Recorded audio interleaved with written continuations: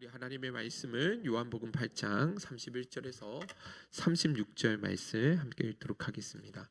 요한복음 8장 31절에서 36절 말씀입니다.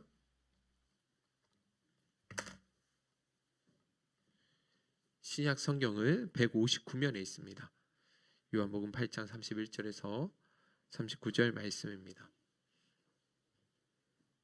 다 찾으셨으면 우리 한 목소리로 같이 한번 읽어보도록 하겠습니다. 31절에서 39절입니다. 시작.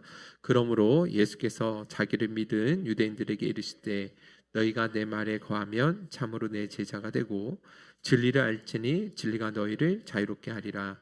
그들이 대답하되 우리가 아브라함의 자손이나 남의 종이 된 적이 없거늘 어찌하여 우리가 자유롭게 되리라 하느냐. 예수께서 대답하시되 진실로 진실로 너희에게 이르노니 죄를 범하는 자마다 죄의 종이라. 종은 영원히 집에 거하지 못하되 아들은 영원히 거하나니 그러므로 아들이 너희를 자유롭게 하면 너희가 참으로 자유로우리라. 아멘. 할렐루야.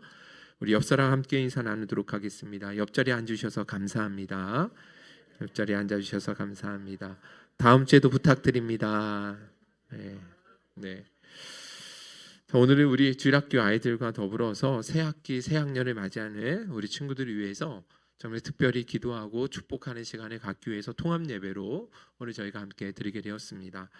오늘 우리 친구들이 찬양 인도를 하는데 왜 이렇게 가슴이 설레고 왜 이렇게 기쁜지 모르겠습니다. 한 달에 한 번씩 우리 아이들이 이렇게 찬양 인도를 하면 참 좋겠다 이런 생각도 하는데 우리 주일학교 친구들의 영성이 날로 깊어지는 것 같아서 너무 감사하고 반드시 다음 세대의 귀한 믿음의 주역들로 영광스럽게 하나님께 사용하실 줄로 믿습니다. 오늘 그 영상을 우리 수련회 다녀왔던 영상이 있거든요. 이 영상을 여러분들한테 먼저 보여드리고 또 우리 주일학교 아이들 중에 한 친구가 우리 아이들을 대신해서 간증문을 좀 한번 여러분들에게 좀 읽어드리고자 합니다. 자연스럽게 영상 끝나면 준비해 주시고 나와 주시면 감사하겠습니다. 영상부터 한번 좀 보도록 하겠습니다.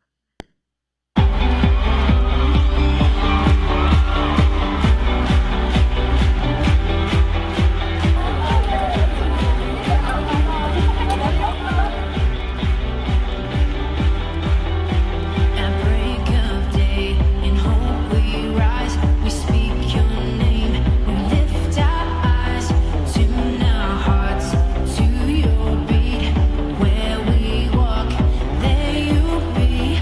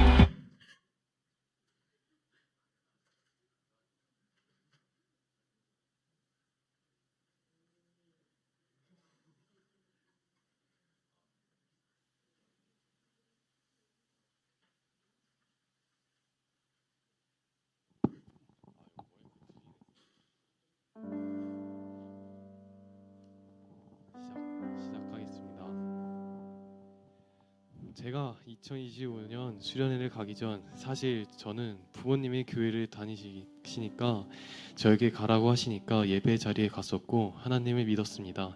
하지만 제 평소의 모습을 보면 전혀 교회를 다니는 사람처럼 보이지 않았습니다. 저는 다른 사람들처럼 행동하고 스스로 다른 사람들을 평가해요. 심지어 교회를 다니고 있는 것이 부끄러워 세상 사람들에게는 교회를 다니고 있다는 사실을 숨기고 있었습니다. 근데 이렇게 생각하고 생활하던 제가 수련회를 가는 날에 정해진 날, 수련회를 가는 날, 죄송합니다. 수련회를 가는 날이 정해진 날, 저는 왠지 모르게 기대를 품게 되었습니다. 이번 수련회에서는 특별히 기억나는 말씀들이 있었습니다. 기억나는 말씀을 말하자면 첫 번째로 죄의 위험성에 대한 말씀이었는데 만일 내 손이나 내 발이 너를 범죄하게 한다면 찍어내버리라.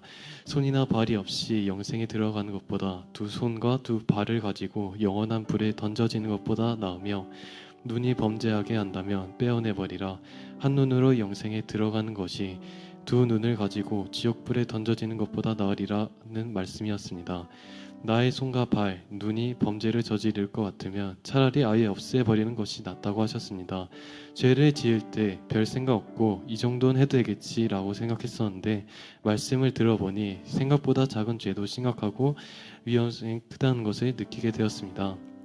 두 번째로 인생의 고난이 찾아올 때 그 고난을 파라오의 군대, 홍해 골리앗으로 생각하고 싸라는 말씀이 기억에 남았습니다.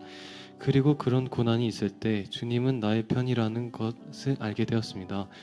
또한 고난에 대한 새로운 관점을 깨달았고 고난이 있을 때 주님은 나의 편이라는 것과 고난이 하나님을 따를 수 있게 하는 도구임을 알게 되었습니다. 그리고 강사 목사님들이 최근에 만난 실제 사람들의 삶의 모습을 설명해 주신 이야기들이 있었는데 그들의 삶의 이야기를 들으며 다양한 인생이 있다는 것을 느꼈습니다. 삶 속에서 어려움, 자기 누나의 죽음을 경험했던 학생이 그 어려움을 넘어서서 오히려 더 큰 믿음을 가지게 된 이야기, 모두가 아니오라고 대답할 때 예라고 말할 수 있는 믿음을 가진 학생의 이야기를 들었고 대부분 사람들은 자기를 과시하고 드러내고 싶어 하는데 부모님의 부족한 모습에도 불구하고 오히려 부모님을 자랑스러워하던 믿음의 학생 이야기 등등 이런 믿음의 사람들에 대한 이야기가 인상 깊었습니다. 이번 수련회를 통해서 여러 생각을 하게 되었습니다. 이제 교회를 다니는 것이 창피하지 않아졌으며 저의 신앙에도 도전이 되었습니다. 특별히 죄에 대해 심각성을 가지고 죄를 짓지 않으려고 죄를 지어도 될까 생각이 드는 순간에 끊어내야겠다고 다짐을 하게 되었습니다. 마지막으로 삶에 엄청난 변화가 있지는 않았지만 신앙에 대해 인생에 대해 다시 생각해 볼 수 있는 귀한 시간이었던 것 같습니다. 감사합니다.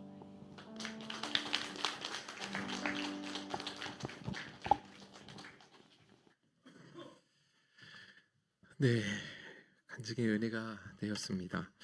부모님이 교회를 다니시기 때문에 어쩔 수 없이 수련회를 다니고 교회를 다녔다고 하는데 부모가 누군지 아시죠? 네. 어찌됐든 우리 친구가 억지로 이렇게 간증문을 쓴 것이 아니라 수련회 가운데 받았던 생각들을 자기 글로 이렇게 표현해서 잘 이렇게 간증을 나누게 된 것 같습니다. 참 감사합니다. BY라는 래퍼 여러분들 잘 아시죠, 그죠?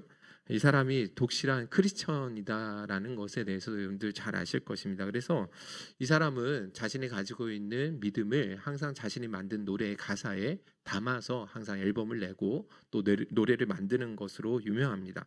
최근에 그가 시상식에서 시상했던 그 소감을 보고 제가 정말로 깜짝 놀랐는데 제가 한번 그 영상을 한번 보여드리도록 할게요. 이 동영상 한번 보여주겠습니까? 네. 한 2년 전에 시상식에서 그 시상 소감인데 제가 한번 잠깐 틀어드리도록 할게요. 상들을 몇 개 받았었는데 그때 매 상을 받을 때마다 너무 신나가지고 제가 제 친구 CJM과 신나는 마음으로 또 그때도 받았었는데 오늘은 가온 차트 시상식을 되게 다른 마음가짐으로 뭔가 이렇게 들뜬 마음보다는 되게 차분한 마음가짐으로 좀 기다려왔거든요. 그래서 제가 준비해왔다기보다는 제가 어릴 적부터 이 음악을 하고 싶다는 꿈을 가지고 어릴 때부터 꿈꿨던 게 있었어요. 그거를 오늘 저는 해보려고 하거든요. 그래서 그거를 하고 오늘 꿈을 하나 여기서 이루고 내려갈 거예요. 저는 그게 뭐냐면은 시상식에서 저는 제가 진리라고 믿고 있는 그 하나님의 말씀을 저는 여기서 말하고 싶었거든요. 많은 분들이 제가 하는 음악과 제 신념을 되게 많이 비웃고 그러는데 저는 이게 저는 멋이라고 생각하기 때문에 저는 이거를 오늘 한번 말하고 내려가려고 합니다. 태초에 말씀이 계시니라. 이 말씀은 하나님과 함께 계셨으니 이 말씀은 곧 하나님이시니라. 만물이 그로 말미암아 지은 바 되었으니 지은 것이 하나도 그가 없이는 된 것이 없느니라. 저 이 말씀이 저에게는 굉장히 큰 감동이어서 저는 사장님도 없어요. 저는 사장님도 없고 그래서 지금 이 자리에서 감사드릴 분은 하나님뿐이고 진짜 진심으로 저는 하나님의 역사 가운데 들어오게 해주셔서 너무 감사드리고 이 상 주신 분들에게 너무 감사드리고 오늘 여기 와주신 분들에게 너무 감사드립니다. 감사합니다. 네, 여기서 깜짝 놀라지 않으셨습니까? 예, 그냥 그 시상식 소감을 하나님의 말씀, 성경을 읽는 것으로 이렇게 대체하는 모습을 보면서 진짜 깜짝 놀랐거든요. 그런데 이 BY는 어디에서든지 자신이 가지고 있는 그 믿음을 부끄러워하지 않습니다. 사람들이 자신에 대해서 어떻게 평가할까, 그런 사람들의 시선이나 평가에 조금도 두려워하지 않는다라는 거예요. 오히려 자신이 가지고 있는 그 믿음을 자랑스럽게 여기고 사람들한테 당당하게 그것을 드러낼 수 있는 삶을 살아가더라는 것이죠. 제가 목사임에도 불구하고 이 BY라는 이 친구 앞에서 참 제가 부끄럽게 여겨지는 그런 때가 참 많이 있습니다. 자, 그런데 여러분들도 그렇게 생각하실 것 같은데 우리 믿는 그리스도인들이 많은 사람들이 내가 예수를 믿다고 있다고 하지만 우리가 살아가는 이 세상 속에서 내가 가지고 있는 그 믿음을 정말 소신있고 또 용기 있게 드러내며 살아가는 것은 결코 쉽지 않다라는 것을 여러분도 잘 아실 것입니다. 여러분 성경을 읽어보신 분들은 아시겠지만 베드로가 예수 그리스도를 향해서 주는 그리스도시요 살아계신 하나님의 아들이십니다라는 그 고백을 드렸었는데 여러분들 이와 같은 고백을 드릴 수 있는 것이 결코 쉬운 상황은 아니었다라는 거예요. 마태복음 16장 13절 여러분들 한번 읽어볼까요? 시작. 예수께서 빌립보 가이사랴 지방에 이르러 제자들에게 물어 이르시되 사람들이 인자를 누구라 하느냐. 그렇습니다. 예수님께서 이 질문을 어디에서 던지신 것이냐면 빌립보 가이사랴 지방에서 제자들에게 물으신 질문이었다라는 것입니다. 여기 보시면 빌립보 가이사랴 지방이라는 이 단어가 있는데 이 가이사랴라는 것은 로마의 황제의 칭호를 의미하잖아요. 그죠? 그 황제의 칭호를 따라서 만든 도시가 바로 빌립보 가이사랴였다라는 것입니다. 자, 그런데 여러분 어떤 도시에 황제의 이름을 함부로 붙일 수 있을까요? 없을까요? 당연히 없겠죠. 그죠? 여러분 우리나라에 시들이 참 많이 있거든요. 가깝게는 안산시에도 있고 안산시도 있고 또 시흥시도 있는데 그런데 아무 도시에나 광역시라고 하지 않잖아요. 어떤 조건이 필요하다라는 거예요. 마찬가지입니다. 여러분들 가이사, 황제의 칭호인데 가이사랴라는 칭호도 아무 도시에나 붙일 수가 없었다라는 것이죠. 그러면 여러분들 어떤 도시에 이 가이사랴라는 이름을 붙일 수 있는가? 두 가지 조건이 필요했는데 첫째는 그 로마 황제의 위용에 걸맞는 그런 큰 규모를 갖추고 있어야지만 그 가이사랴라는 칭호를 붙일 수가 있는 것입니다. 여러분 로마 황제 이름을 너무나 낙후된 촌동네에 갖다 붙인다라는 것은 그 로마 황제에 대한 모독이 될 수 있기 때문에 반드시 로마 황제의 위용에 걸맞는 규모가 있어야지만 가이사랴라는 도시 그 칭호를 붙일 수 있었던 것이죠. 자, 그리고 두 번째는 그 도시의 중심이나 그 도시의 가장 꼭대기 위에 무엇을 지어야 되냐면 황제의 신전을 지어야만 가능하다라는 것입니다. 여러분들 당시 로마 황제는 그 명목상의 신이 아니었어요. 이 로마 황제는 진짜 하늘에서 내려온 진짜 신으로 인간의 모습을 입고 온 신으로 그렇게 그들이 추앙받았던 실질적인 신으로 군림하고 있던 때였다라는 것이죠. 그러므로 여러분 빌립보 가이사랴라는 도시에 황제의 칭호가 붙었다라는 것은 바로 이 두 조건이 충족되었다라는 것을 의미하는 거겠죠. 그죠? 자, 더군다나 여러분들 로마 제국이 추구하고 자랑했던 세 가지 가치가 있었는데, 첫째는 힘입니다. 군사력, 권력, 경제력, 이 절대적인 힘을 반드시 과시하기를 원했다라는 거예요. 그래서 도시나 건물을 세울 때에는 반드시 웅장한 석재, 화려한 대리석을 동원해서 아주 화려하게 자신들의 권력과 힘을 드러낼 수 있도록 그렇게 만들었다라는 것이죠. 자, 두 번째는 지식을 자랑했는데, 그들은 자신이 가지고 있는 높은 학문을 자랑하기 위해서 도시마다 대형 도서관을 건립했고, 가정들 안에서도 그 서재, 큰 서재들을 만들기 위해서 서로 경쟁하는 일들도 일어났다라는 것입니다.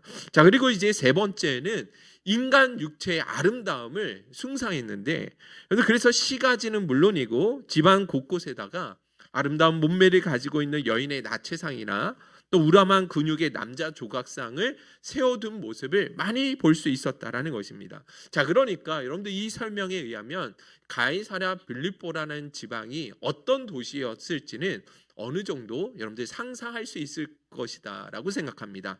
자, 그런데 여러분 보세요. 이와 같은 곳에 누가 들어가신 거예요?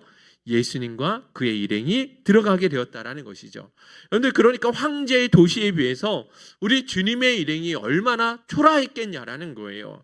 평생을 갈릴리의 촌동네에서만 살아가던 이 사람들이었기 때문에 정말로 그 지방 사람들이 보기에는 너무나 가난하고 초라해 보였음이 틀림이 없다라는 것입니다. 자, 그런데 이런 웅장한 황제의 도시를 배경으로 예수님께서 그의 제자들에게 뭐라고 질문하시는 것입니까?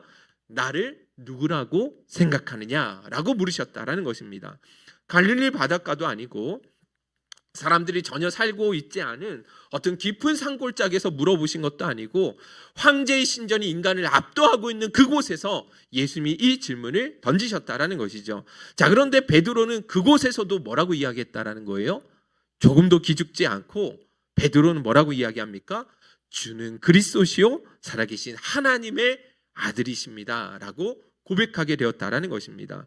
가이사, 다시 말해서 황제가 주라고 불리는 곳, 돈이 세상의 주인이 되고 우상 숭배로 가득했고 세상의 힘과 지혜를 숭배하고 있는 그곳에서도 여전히 베드로는 주를 향해서 주님이 진짜 주님이시고 로마의 황제가 주님이 아니라 예수님이 주님이시고 이 세상을 구원할 유일한 구원자라고 고백할 수 있게 되었다라는 것이죠. 정말로 귀한 믿음의 고백이 아닐 수가 없다라는 것입니다.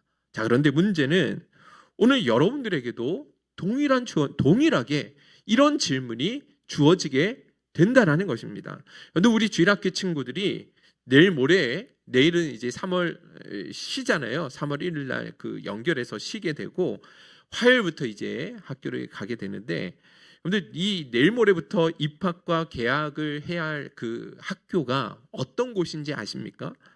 여러분들이 오늘 교회를 떠나는 순간부터 살아갈 이 세상이 어떤 특징을 가지고 있는지 아십니까? 동일하다라는 거예요. 황제의 신전이 판을 치고 있는 빌립보 가이사랴와 같은 곳임을 우리는 알 수 있게 된다라는 것이죠.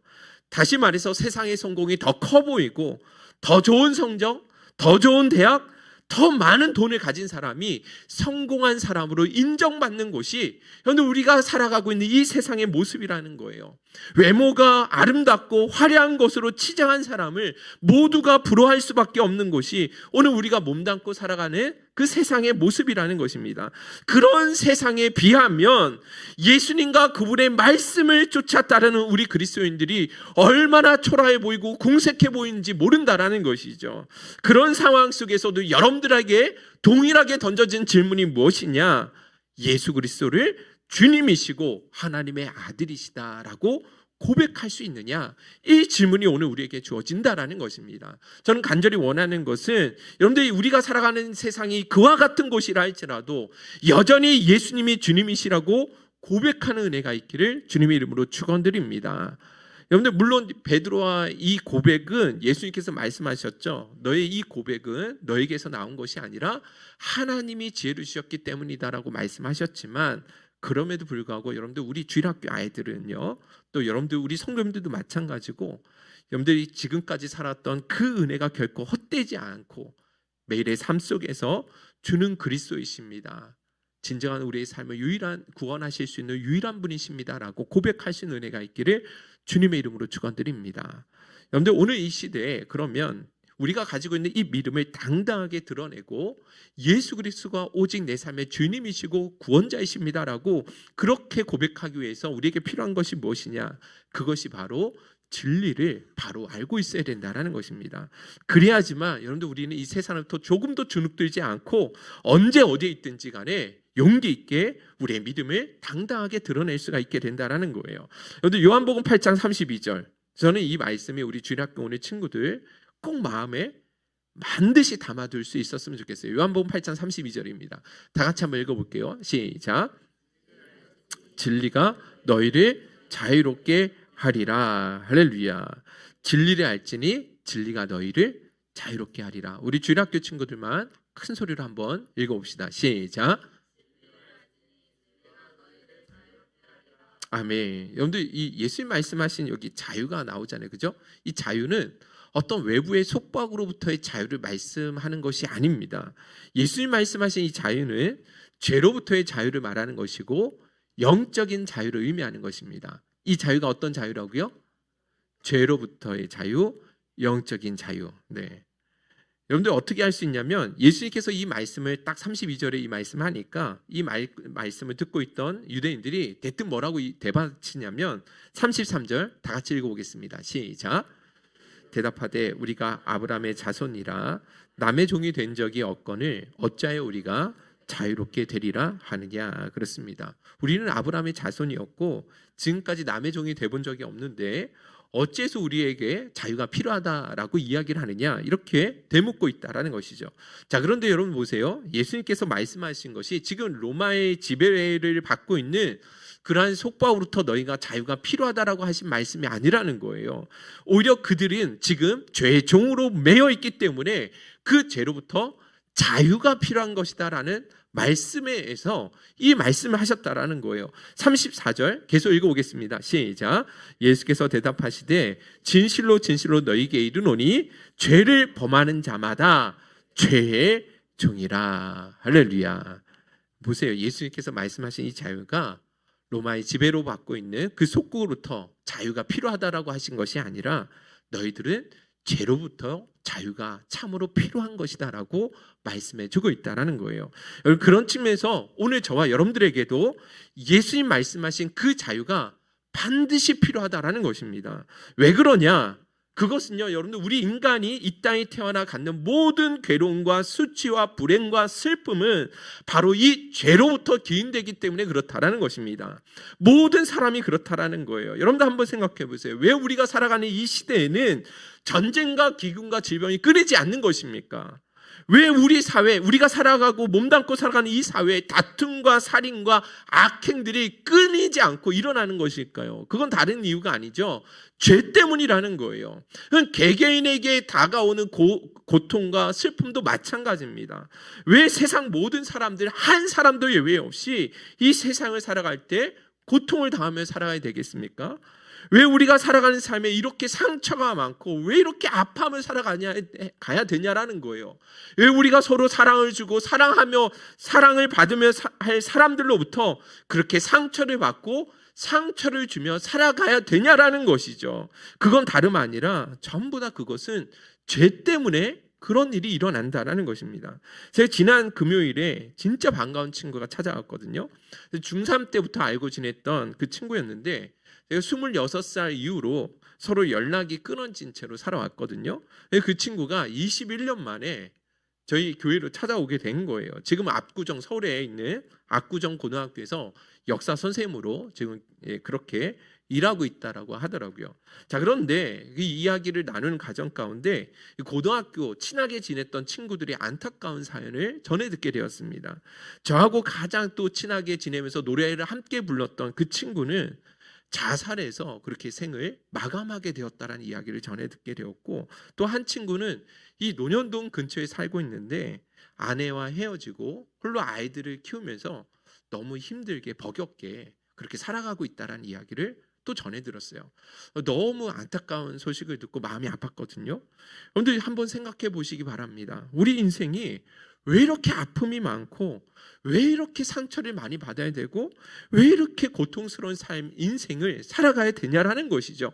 그건 다름 아니라 결국 성경은 뭐라고 말씀하고 있냐면 죄 때문에 그렇다라고 말씀해 주고 있다라는 것입니다. 우리 인간의 내면에 잠재되고 있는 이 죄가 우리를 그렇게 힘들게 하고 관계를 어렵게 만들고 도무지 씻기 어려운 상처를 서로에게 주고 받으며 살아갈 수밖에 없다라고 말씀해 주고 있다라는 것이죠.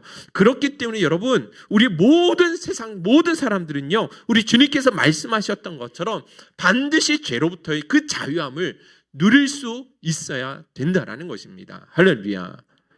그렇다면 여러분들 어떻게 하면 우리가 이 죄로부터 자유함을 누릴 수 있는가? 그것이 다름 아니라 진리 대신 예수님을 통해서만 가능하다라고 우리 주님이 친히 말씀해 주셨어요. 36절 계속 읽어보겠습니다. 시작. 그러므로 아들이 너희를 자유롭게 하면 너희가 참으로 자유하리라. 정말로 여러분들 이 모든 고통과 죄로부터 자유함을 얻기 위해서 우리를 누가 필요하냐? 그 아들 예수 그리스도가 필요하다라고 말씀해 주고 있습니다. 우리의 죄를 대신해 십자가에 달려 들어가신 그 예수 그리스도, 우리를 위해 자신의 전부를 아낌없이 내어주신 그 예수 그리스도, 지금도 우리를 위해서 하늘 보좌 우편에서 중보 기도하고 계신 그 예수 그리스도만이 시대와 문화를 초월해서 영원히 변치 않는 진리가 되신다라고 우리에게 말씀해 주고 있는 것입니다. 그래서 여러분들 성경을 보시면 아시겠지만 그 진리 되신 예수님을 만난 사람들마다 진짜 자유함을 다 누렸습니다.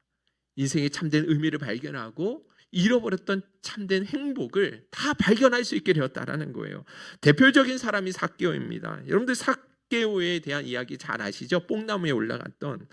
여러분들 이 삭개오에 관한 노래를 담은 그 이야기를 담은 노래가 한웅재 목사님의 그 나무 아래로라는 찬양이 있거든요.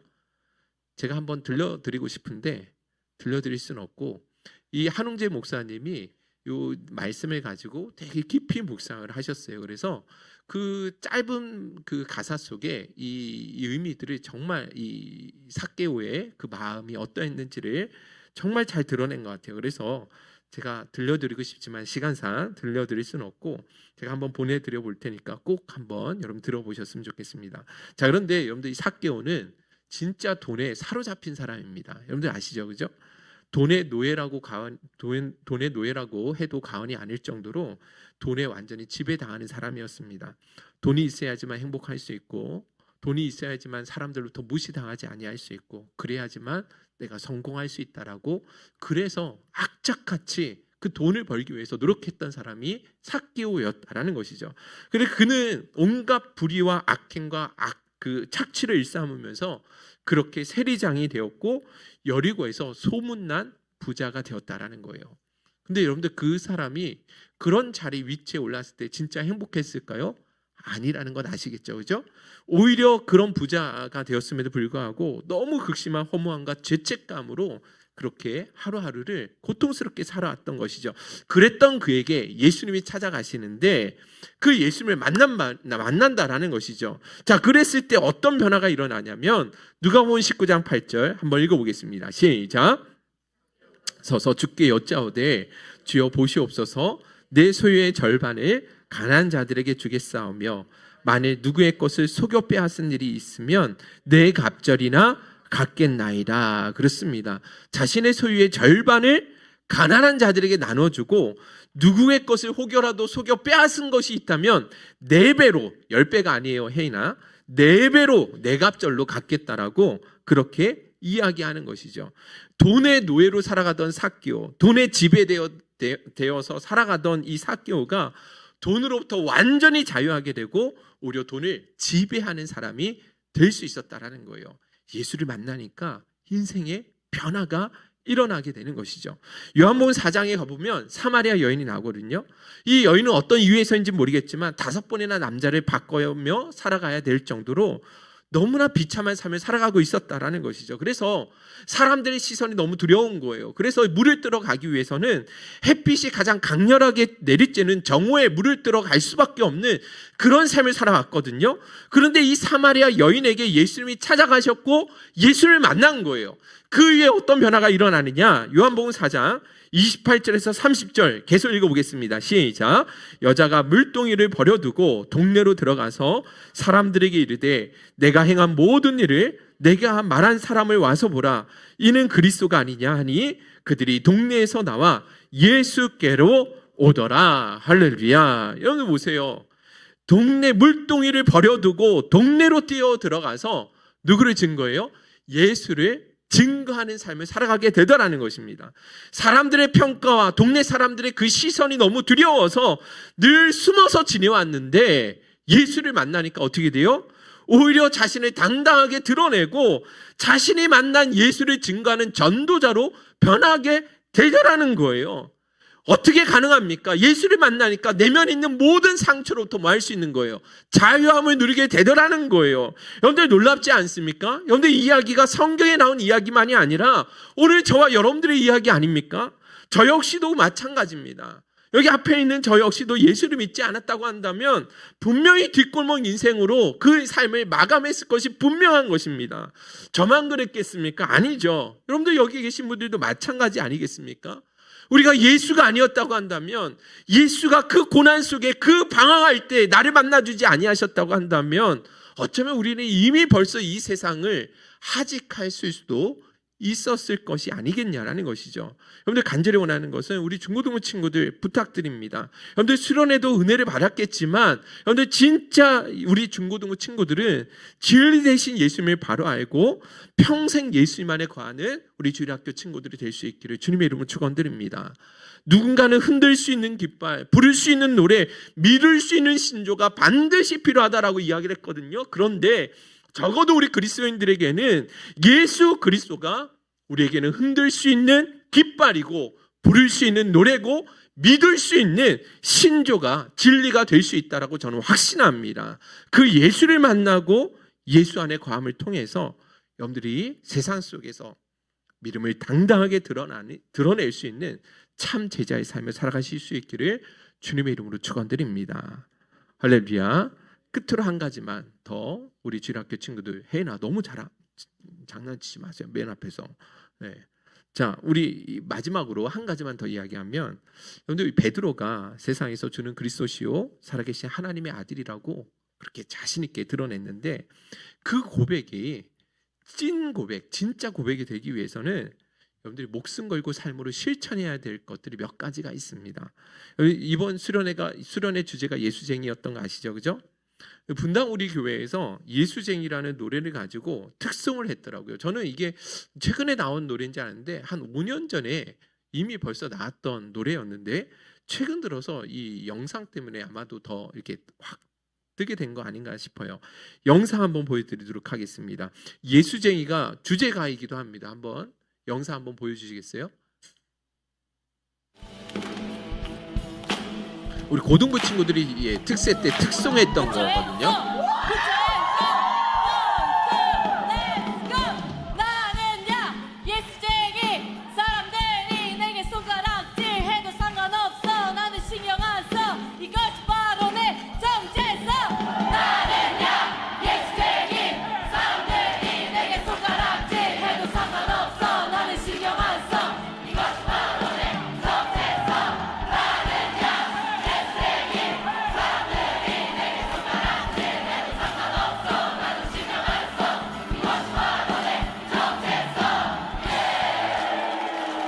네, 감사합니다.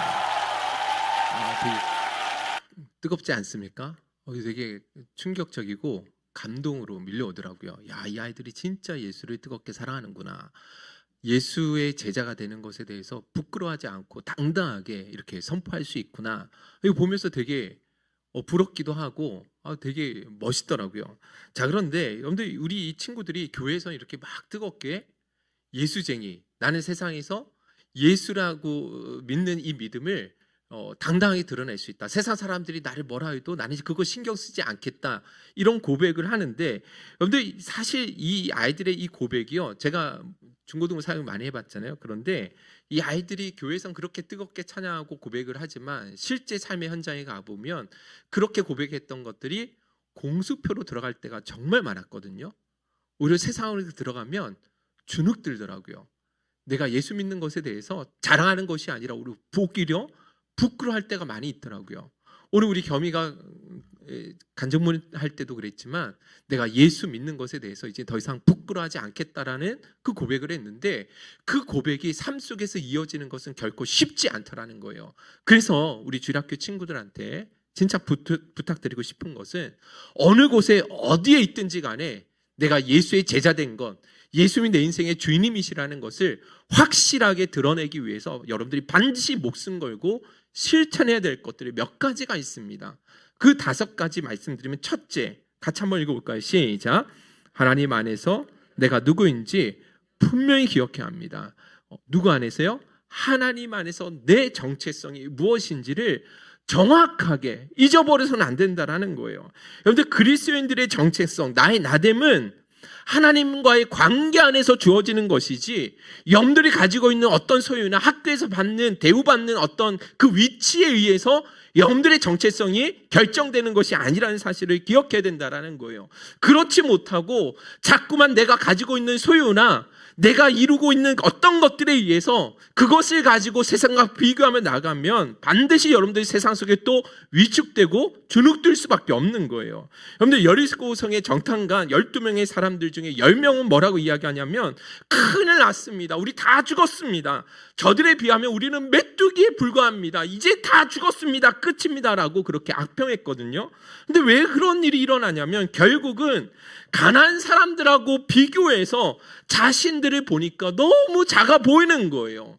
그런데 반면에 두 사람, 여호수아와 갈렙은 오히려 반대로 이야기하죠. 저들을 두려워하지 말아라. 저들은 우리의 오히려 밥이야. 저들을 절대로 무시할 필요가 없는 거야. 그렇게 이야기를 했거든요.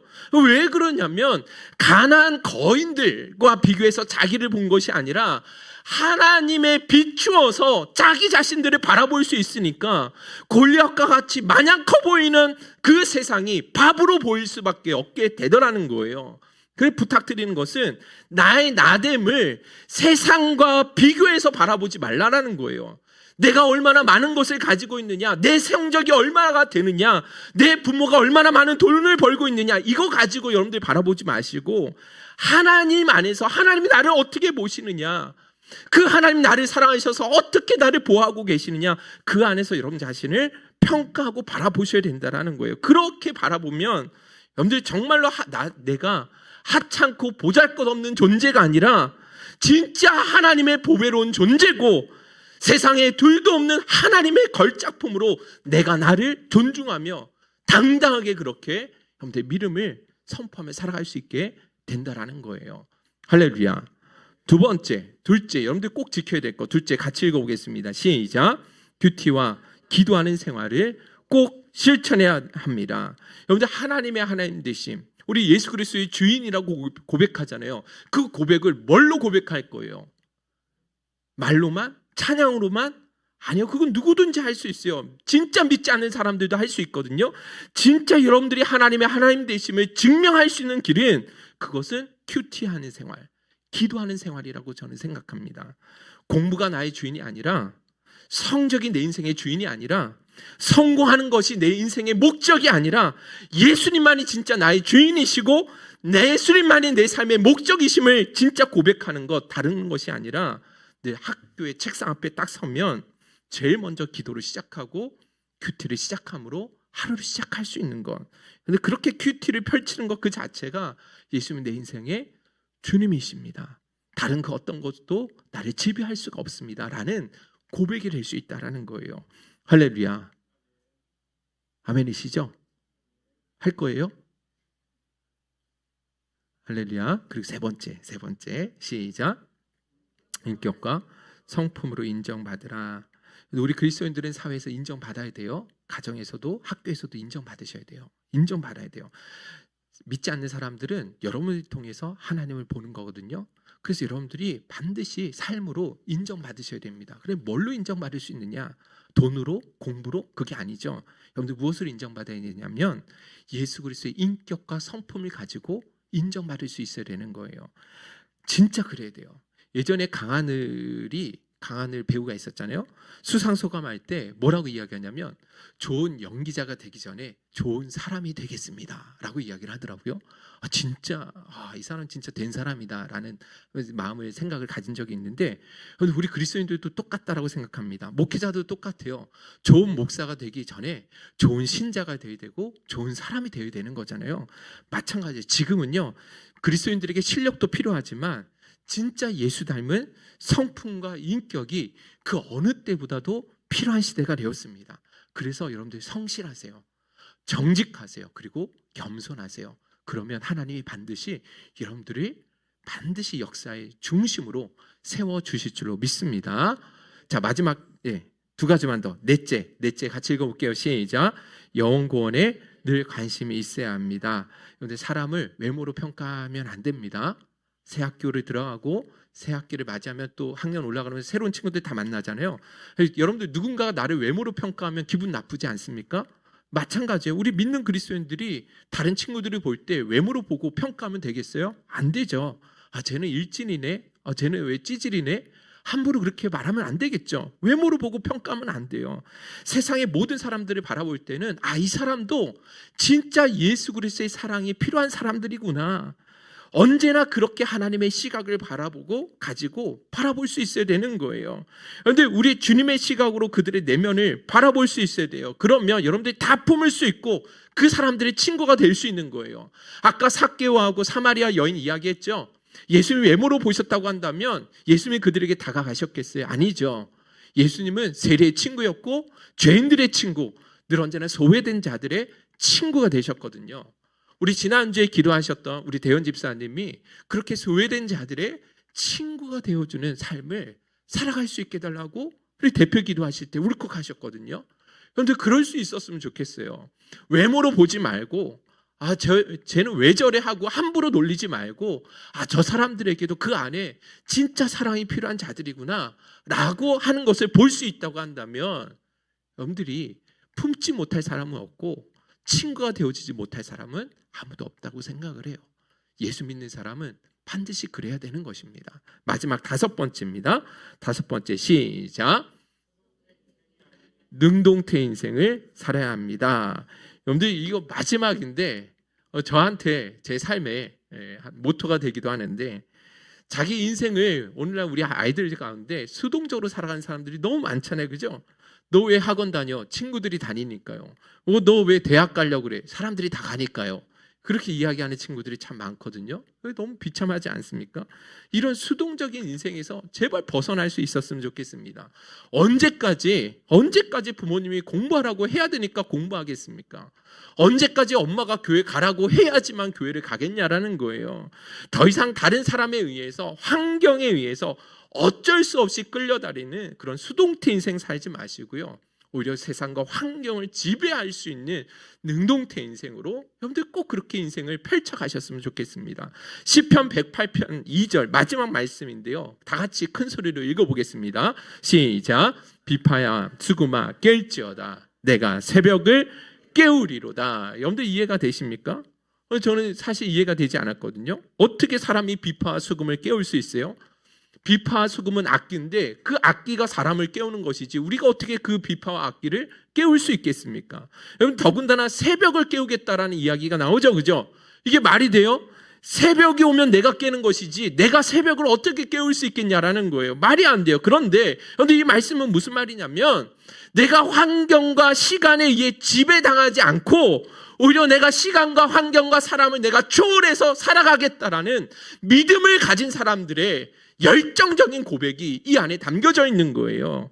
내가 시간과 다른 사물에 다스림 받지 아니하고 하나님 주신 그 꿈을 향해서 하나님의 영광을 위해서 내 인생을 정말 가감없이 아낌없이 하나님을 위해 바치리라라는 그 믿음을 가진 사람들이 이런 고백을 할 수 있다라는 거예요. 할렐루야. 단 하루만이라도 여러분들에게 주어진 그 호흡 주신 것에 대해서 감사할 수 있었으면 좋겠고 단 하루만이라도 근데 사람들에 의해서 어쩔 수 없이 끌려가는 인생이 아니라 여러분들이 내면에 주어진 하나님 주신 그 비전, 그 하나님의 영광을 위해서 진짜 능동태 인생을 멋지게 살아가는 우리 주일학교 친구들이 되실 수 있기를 주님의 이름으로 축원드립니다. 할렐루야. 오늘 주신 말씀 찬양하고 하나님 앞에 기도로 결단하는 시간을 가졌으면 좋겠습니다. 주 예수 나의 산소망. 우리 찬양팀 앞, 네. 우리 한번 가사를 생각하시면서 함께 뜨겁게 찬양했으면 좋겠습니다. 깊은 절망의 수렁 가운데 주님께 닿을 수 없던 우리 어두운 밤중에 하늘을 향해 주의 이름 나 부를 때 어둠을 뚫고 오신 주 사랑 나의 절망 거두셨네. 주님의 공로 다 이루셨네. 주 예수 나의 산소망. 그 누가 주의 자비다 하라. 한없는 은혜 증량할까. 영광을 떠나 이 땅에 오신 죄가 되신 구주 예수. 주의 십자가 내게 말하네. 영원히 나 용납되네. 아름다우신 왕, 아름다우신 나는 주의 것 그리스도 나의 산소망. 할렐루야 할렐루야. 주를 찬양하여라. 할렐루야. 자유케 하셨도다.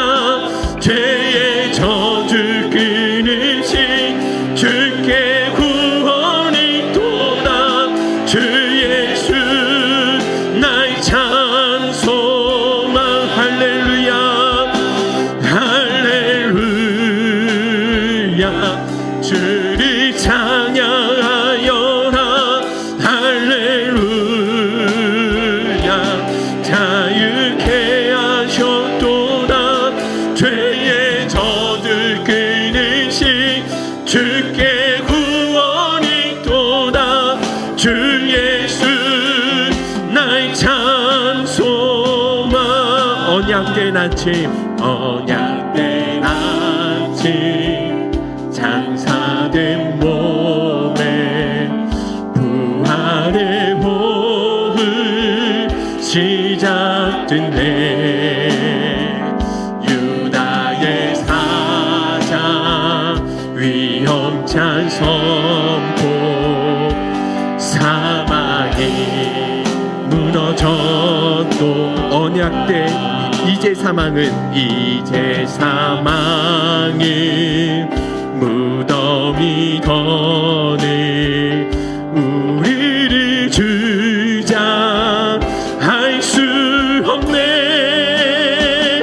유다의 사자 위험찬 포효. 사망이 무너졌도 사망이 무너졌도다. 사망이 무너졌도 주 예수 승리하셨네.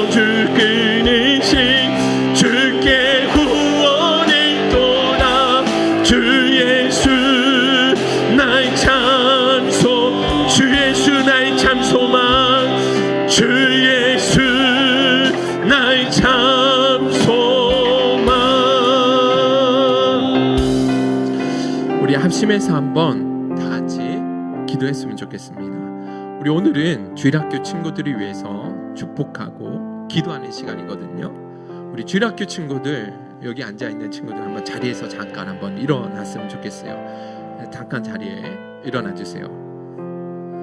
다 같이 일어나 주세요.